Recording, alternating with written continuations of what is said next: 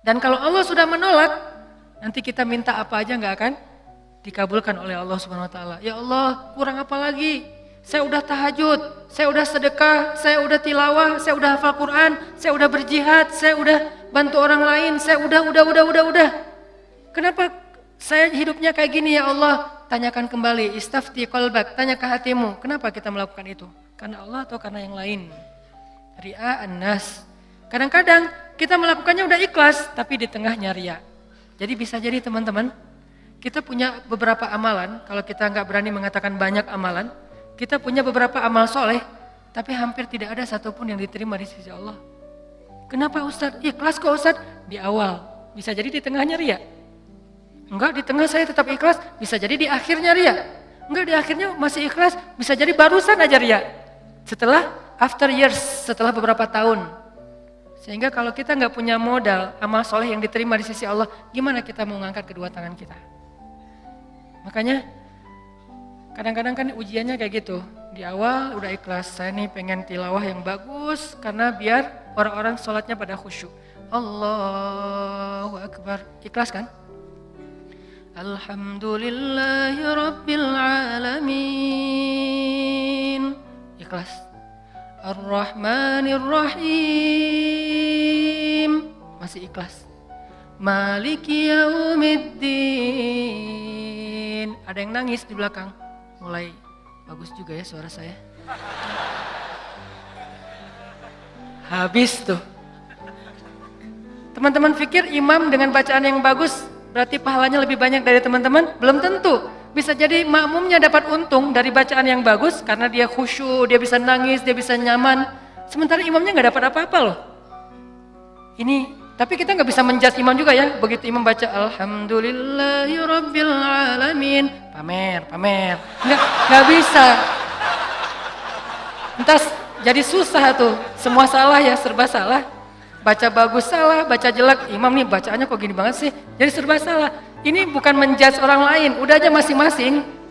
Kalau imam bacanya bagus, ya kita husnuzon, Masya Allah bacaannya luar biasa. Kalau banyak orang yang khusyuk gara-gara ini berarti pahalanya banyak banget nih, kan kita cemburu ya. Si imamnya, astagfirullah, kalau gak dibagusin, Allah suruh yang bagus-bagus. Kalau bagus-bagus amat, ntar sombong. Karena emang bagus sih. Itu habis tuh. Aduh, ngeri banget teman-teman. Di tengah masih ikhlas, nggak kegoda. Kan ria itu kan bukan maunya kita ya. Ria itu kan wasawisus syaitan, yuwaswisu fi sudurin nas. Dia yang mengebisikin, tapi di akhir selesai datang. Alhamdulillah Ustadz, sambil gini, ada tisu nggak? Saya baru pertama nangis dalam sholat, suara Ustadz luar biasa. Bapak nggak pernah dengar di YouTube saya. Sombong, ya. Bapak nggak baru kenal saya. Gitu, atau bukan karena pujian orang lain teman-teman, karena diremehin sama orang lain. Pernah diremehin orang terus jadi ria? Saya pernah ngisi di beberapa masjid agung. Ada kan kalau di daerah-daerah tuh kalau saya ngisi kadang-kadang panitia mintanya di masjid agung. Kan DKM Masjid Agung rata-rata nggak main Instagram ya. Mereka nontonnya TV. Jadi karena saya qadarullah nggak pernah masuk TV, nggak kenal. Ini Ustadz siapa sih? Ada nggak di Damai Indonesiaku? Nggak ada. Oh biasa aja. Karena saya nggak pernah masuk TV, akhirnya beliau nggak kenal kan, bukan yang pemain sosmed. Dan dari situ mulai ada ngeremehin. Panitia nawarin tempat, mereka bilang, udah biasa aja lah, nggak usah terlalu heboh. Paling juga jamaahnya nggak setengah masjid katanya. Saya dikasih tahu sama panitia, Ustadz, ini DKM-nya kayak gitu ngomongnya. Oh, kita lihat aja nanti. Mulai kan? Ria nih. Terus saya datang, ternyata alhamdulillah qadarullah Allah yang melangkahkan kaki-kaki mereka rame nih sampai pelataran masjid. Pas rame, DKM-nya bingung. Ini Ustadz siapa sih kok bisa rame gini yang datang? Saya, ya sih. Ria nih. Mulai yuwaswis was-wasan. Jadi perang batin banget teman-teman sama setan. Bukan maunya saya, setan yang kayak gitu. Kita cuma punya dua pilihan, mengaminkan atau menolak. Kalau kita mengatakan iya sih, berarti kita membenarkan kata-kata setan di dalam hati, ria, sombong. Atau kita mengatakan astagfirullah, nggak mau kegoda gitu. Pas waktunya sholat maghrib, panitia biasa, panitia kan kenal pastinya ya, Ustadz dorong-dorong saya gitu kan. DKM nggak ngedorong. Kan kepancing. Kenapa DKM nggak dorong? Ngelihat penampilan saya dari ujung rambut sampai ujung kaki kayak kurang meyakinkan gitu. Nih Ustadz bisa ngaji nggak sih? Ngelihat ujung kupluk, di tengah kaos atau pakai kemeja, bawah celana jeans biasa. Ini bisa ngaji nggak ya? Akhirnya DKM kayak ragu-ragu gitu mau dorong saya jadi imam. Dalam hati 5 menit lagi dengerin aja nanti. Wah, UASWIS luar biasa. Karena didorong-dorong terus sama penitia, ya udah deh, saya mau ya, kalian yang dorong kan, dorong lagi dong, didorong ya. Udah aja jadi imam, ngimamin, karena tadi diremehin sama DKM, kepancing dong, wah Ar-Rahman nih, gua keluarin sekalian, Kenapa ngeluarin Ar-Rahman? Favorit, kartu as lah. Kan DKM-nya kayak ragu-ragu gitu, sampai saya bilang, soft dirapatkan, diluruskan, saya nggak mau pakai bahasa Arab. Walaupun nggak bisa, soft diluruskan dan dirapatkan gitu. Terus DKM-nya masih gini-gini. Ragu-ragu gitu. Dalam hati saya, ya bentar lagi, tenang aja. Wah, balik arah. Allahu Akbar. Itu udah nggak benar lagi salatnya tuh. Itu dirasain banget. Itu udah nggak benar lagi salatnya. Allahu Akbar. Begitu selesai Al-Fatihah, gimana Pak? Udah dengar? Terus masuk Ar-Rahman, serak pula, aduh, serak, suaranya hilang, segala macam, aduh itu nyesel banget tuh, nggak bisa show off ya. Kalau pas lagi dapat, mic-nya bagus, sampai menggemanya tuh sekilo gitu ya. Itu kan enak banget ya, buat seorang vokal, mic itu kayak floor buat anak skate kan, jadi bisa ngetrik banget kalau floornya dapat kan. Jadi buat saya tuh kalau mic-nya pas dapat, wah ini bisa semua trik dikeluarin nih. Fabi ayyi ala'i rabbikuma tukadziban. Udah Ar-Rahman aja yang biasanya dibagi 4, sekarang 1 rakaat Ar-Rahman, rakaat kedua Al-Muluk. Kenapa? Biar sekalian didengerin. Nih Ar-Rahman ya, gini cara bacanya. Aduh, habis. Selesai sholat, kan balik arah gitu kan, mau zikir kan, balik arah bukan pura-pura zikir sih, sambil zikir ngelihat ke arah si bapak, kira-kira gimana ekspresinya sekarang. Itu teman-teman berat, kadang-kadang bukan karena kita pengen dipuji orang, tapi kita nggak rela diremehin orang, itu yang bikin kita riak kan. Bukan karena kita pengen dielu-elukan, dipuji, dapat banyak like, dipuja-puja, bukan itu kita masih kadang-kadang bisa ngerem. Tapi kita nggak sanggup bertahan, nggak bisa sabar kalau diremehin orang. Akhirnya kita bocorin juga kebaikan kita. Habis. Diremehin suami, diremehin pasangan, diremehin orang tua, diremehin mertua, diremehin teman-teman, segala macam. Diremehin tetangga. Kita bukan pengen dipuji dan dipuja oleh orang lain. Tapi kita nggak tahan kalau diremehin. Keluar juga tuh. Siapa yang selama ini yang melakukan ini? Siapa yang bantu kamu? Siapa? Keluar semua. Satu persatu yang kita sebutkan, satu persatu berguguran dan tidak ada nilainya di mata Allah SWT. Sabarkah kita ketika diremehkan oleh orang lain untuk tetap menjaga rahasia amal kita antara kita berdua aja dengan Allah? Itulah ujian ikhlas. Bisa nggak kita jaga? Nggak mau kita bocorin rahasia kita berdua sama Allah. Begitu kita bocorin, sedih banget tuh. Udah langsung tidak ada lagi nilainya di mata Allah. Berapa banyak dari amal yang kita lakukan yang benar-benar kita mampu menjaga keikhlasannya di awal, di tengah, di akhir. Kalau ada, jangan menyimpulkan dulu bahwa kita udah sukses karena masih ada waktu selama kita masih hidup untuk kita batal. Mungkin nggak batal di akhir, tapi batalnya setelah beberapa tahun. Ada teman kita datang nanya-nanya ke kita tentang, ngafal Quran itu susah banget ya. Kenapa? Aku tuh ngafal 1 juz aja, juz 30 gak beres-beres. Oh, ya sebetulnya gampang sih kalau udah tahu triknya, mulai nih.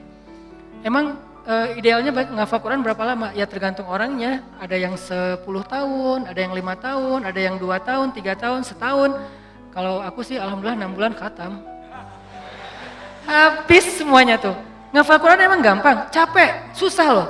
Yang susah itu bukan ngafalnya, murojaahnya kan, ngejaga hafalan. Udah hafal 5 juz, biasanya baru kerasa capeknya tuh setelah 5 juz kata orang-orang yang hafal. Setelah 5 juz, mulai nih keteteran yang di belakang, balik lagi ke depan, hilang lagi yang di belakang, balik lagi. Kayak gitu ngafal Quran saking capeknya tuh sampai orang yang banyak putus asa. Udah setelah perjuangan, effort yang luar biasa, hilang hanya gara-gara kalimat cuman 5 menit aja, habis semuanya teman-teman. Rugi banget kan? Jadi jangan dulu menyimpulkan bahwa kita itu udah pasti soleh, udah pasti istimewa, udah suci banget. Hanya gara-gara kita punya amalan soleh lebih banyak dari teman kita. Mungkin dia amalnya biasa-biasa aja, tapi dia karena biasa-biasa gak bisa ngeriain kan. Hafal 30 juz dengan hafal Al-Ikhlas. Kira-kira mana yang pantas diriakan? 30 juz dong, Al-Ikhlas gak mungkin riak. Gimana kita mau riak? Gua udah hafal loh, apa? Al-Ikhlas. Apa yang mau diriain Al-Ikhlas? Yang ada Al-Ikhlas itu surat pelampiasan. Kalau udah mentok Al-Ikhlas. Sawa'un 'alaihim a'anzartahum. Perasaan tadi sebelum sholat lancar. A'anzartahum Qul huwallahu ahad.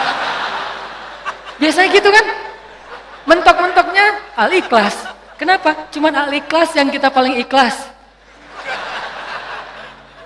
Kenapa tadi kok bacanya yang susah-susah? Pengen dong sesekali orang tahu kalau hafalan saya udah nambah kan gitu ya. Pengen dong orang tahu, kayak kadang-kadang kan kita suka pengen melakukan sesuatu yang orang lain gak bisa lakukan. Membaca surat yang orang lain gak hafal surat itu jarang. Kalau Al-Ikhlas, Al-Falaq, An-Nas, Al-Kafirun masih oke lah. Karena Al-Kafirun suratnya agak susah kan. Banyak orang yang terjebak, la abudu ma ta'budun wala antum abiduna ma abud. Kapan selesainya nih? Mutar aja di situ Al-Kafirun teh. Kalau Al-Ikhlas kan jarang yang terjebak. Kalau Al-Ikhlas juga sampai salah. Ini nih ngeri banget nih. Jadi mungkin jangan ngeremehin dulu teman-teman. Ada teman kita yang hafalnya, kamu hafal surat apa? Enggak, cuma dikit dari At-Takatsur sampai An-Nas doang. Itu juga gara-gara modal sholat taraweh. Karena dia taraweh selalu dengar itu kan, di taraweh suka dengar ayat itu ya, akhirnya kehafal sendiri. Dia nggak pernah sombong, dia nggak pernah riak karena hafalannya sedikit. Kita yang 30 juz, segitu doang, kemana aja loh? Habis 30 juz. Jadi yang hebatnya itu bukan berapa banyak amalannya teman-teman, tapi seberapa kuat dia menjaga keikhlasannya di awal, di tengah, di akhir, dan setelah beberapa lama. Jadi jangan menyimpulkan dulu.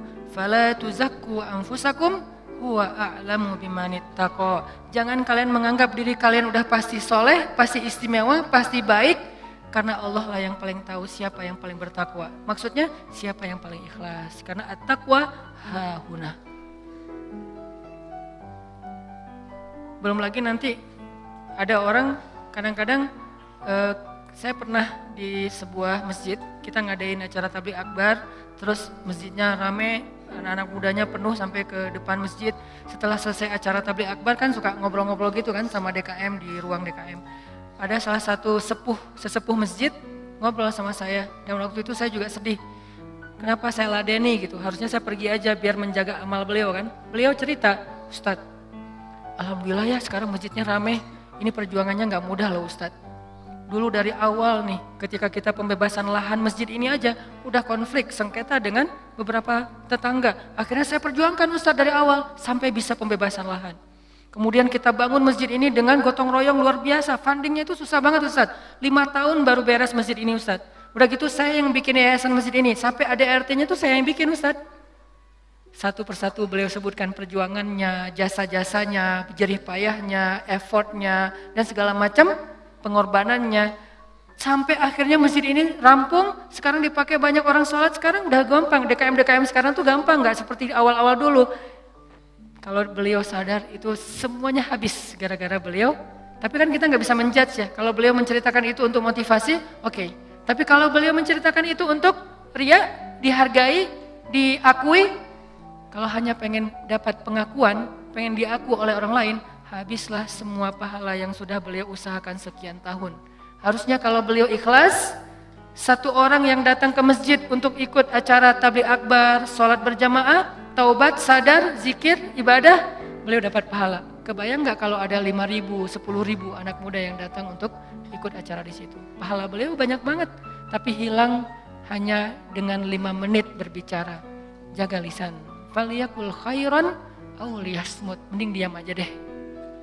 Sebegitu gampangnya hilang amal-amal kita gara-gara tidak mampu menjaga keikhlasan kita, teman-teman.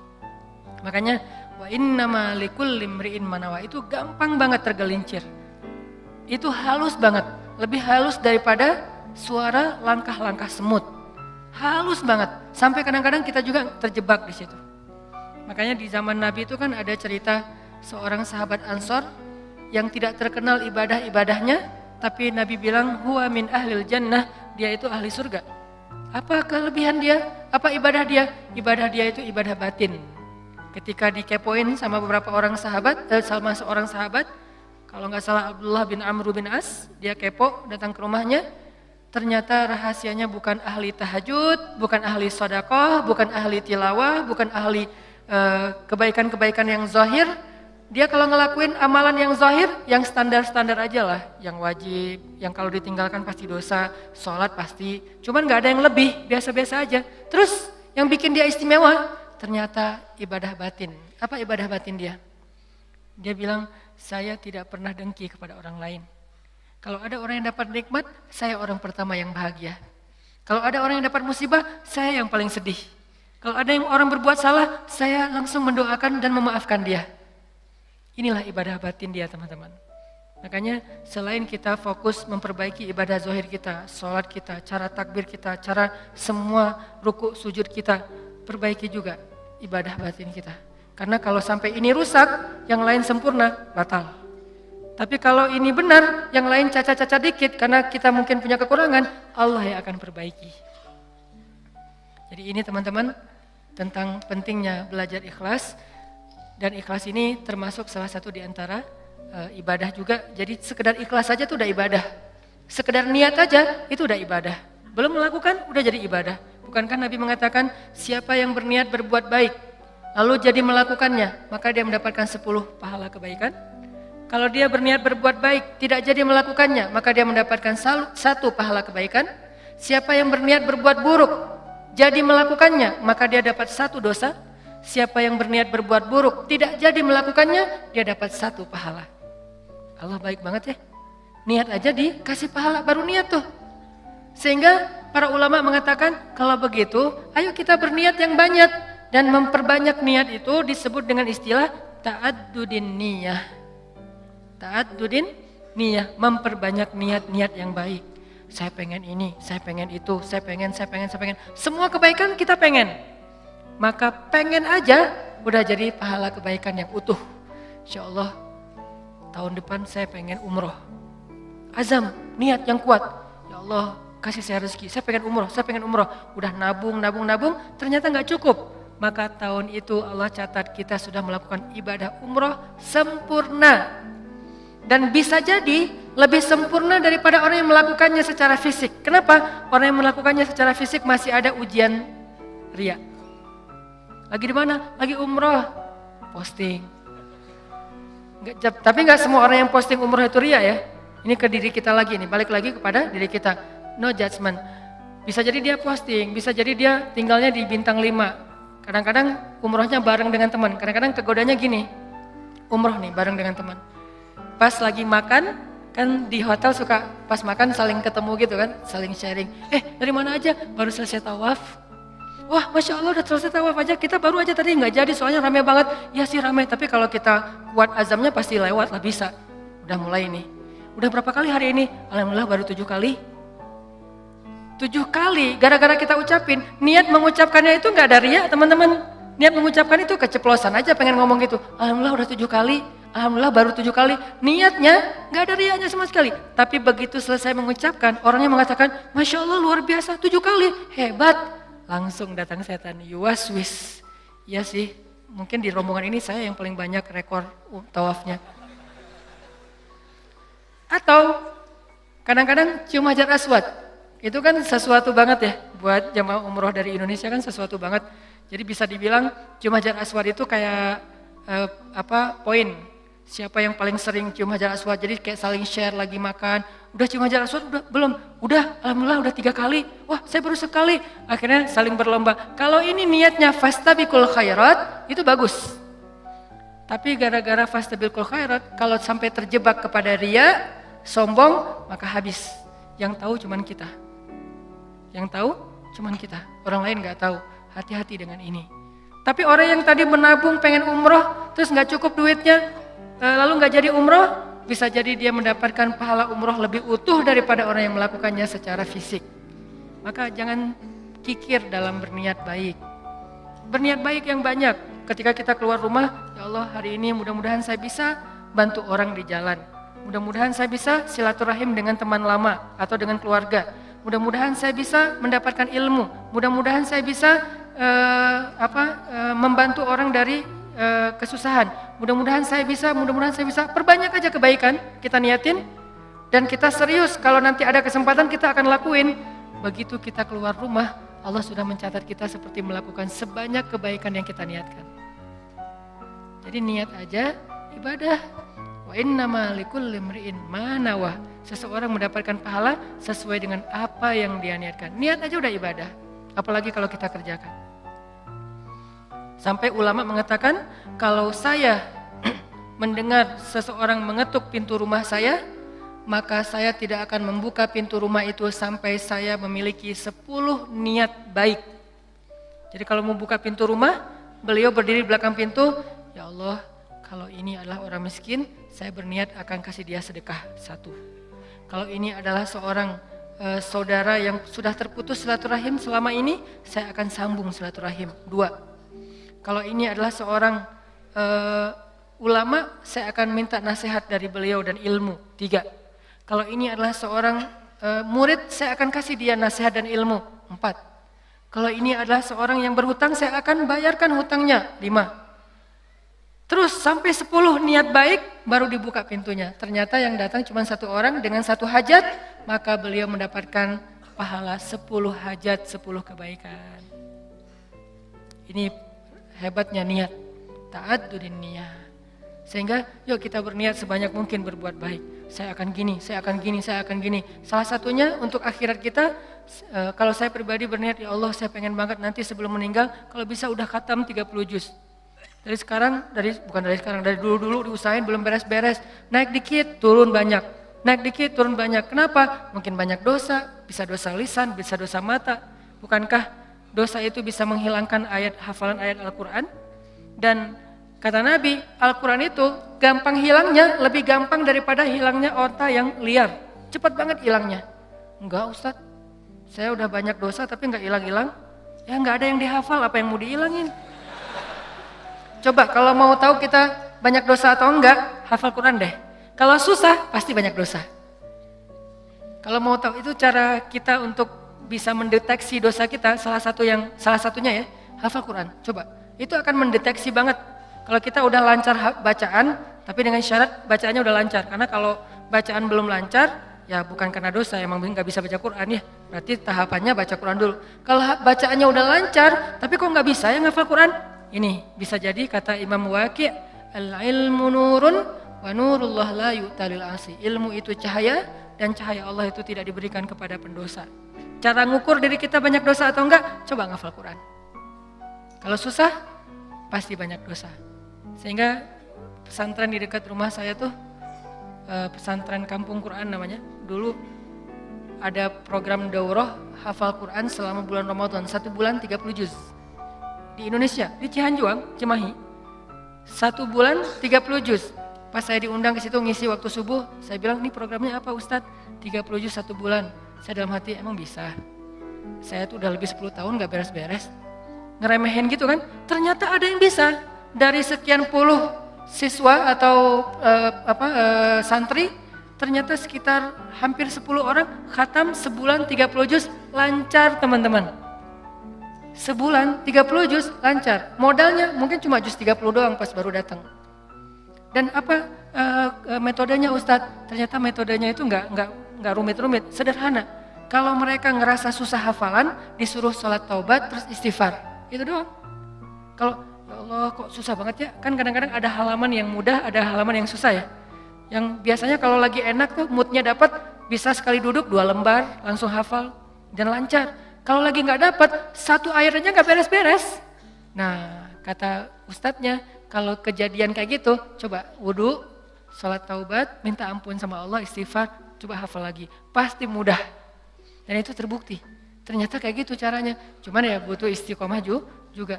Jadi teman-teman, perbanyak niat yang baik. Niat apa aja, termasuk saya nanti kalau udah punya rezeki, udah punya usaha sendiri, saya pengen punya panti asuhan 1000 anak yatim. Tapi niatnya yang kuat ya. Kalau ternyata itu baru terwujud setelah 20 tahun, la tahzan, gak usah bersedih, gak usah berkecil hati. Kenapa? Sejak kita berniat punya pesantren, punya panti asuhan 1000 anak yatim, walaupun terwujudnya setelah 20 tahun, pahalanya tuh dihitung dari awal berniat, bukan ketika terwujud. Keren kan niat tuh? Jadi pahalanya dihitung dari ketika kita berniat, bukan ketika itu terwujud. Kalau terwujud, dilipat gandakan 10 kali lipat. Sebelum terwujud, dihitung satu kebaikan yang utuh. Misalnya, saya dalam hati saya punya niat, saya nanti mau bikin camp pengungsi. Kalau kemarin yang saya datang sama teman-teman itu kan camp pengungsi Suriah yang ada di Turki. Yang artinya para pengungsi yang udah aman kondisinya. Kita coba bantu kecil-kecilan. Nah ini dikasih lagi tanah sama Erdogan, sama Turki, lewat menteri di niatnya, lewat Golden Future kita kerjasama di Aleppo perbatasan dengan Turki, di dalam Suriahnya. Yang nggak bisa nyebrang, yang nggak bisa ngungsi keluar negeri, maka ditampung di situ. Dikasih berapa hektar tanah, disuruh coba kalian bisa nggak bikin camp di situ. Saya punya niat, saya akan coba bareng-bareng dengan Golden Future harus punya camp di Aleppo bagian perbatasan Turki yang menampung minimal 100.000 pengungsi Suriah. Itu kan niatnya? Kapan terwujud? Allahu alam. Yang penting saya ikhtiar aja dulu dari sekarang. Mulai membangun sosmed, saya harus banyak followers. Kenapa? Makin banyak followers, insya Allah funding untuk kemanusiaan lebih gampang.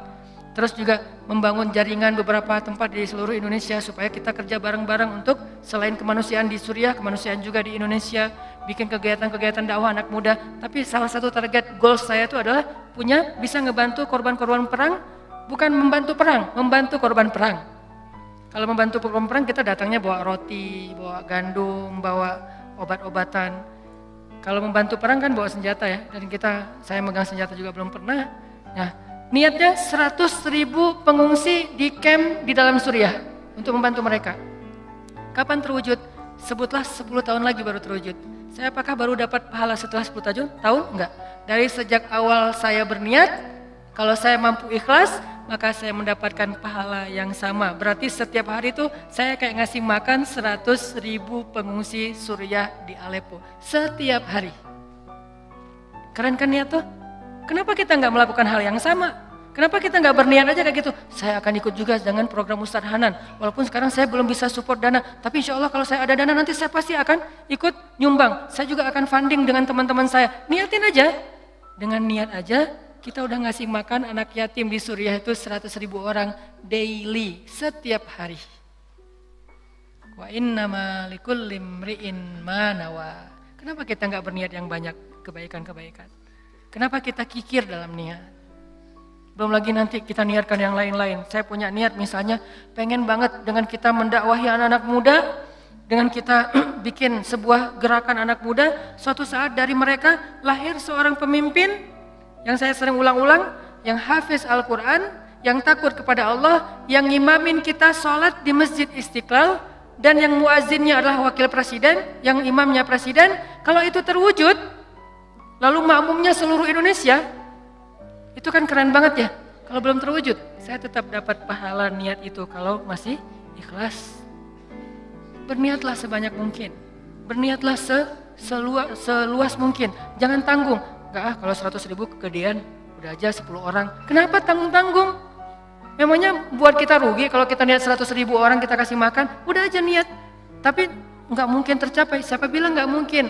Banyak hal yang sekarang saya alamin secara pribadi dan bersama teman-teman di Pemuda Hijrah, itu kejutan loh dari Allah. Dulu mungkin kita anggap itu mimpi. Mimpi bisa pergi ke camp Suriah yang ada di Turki.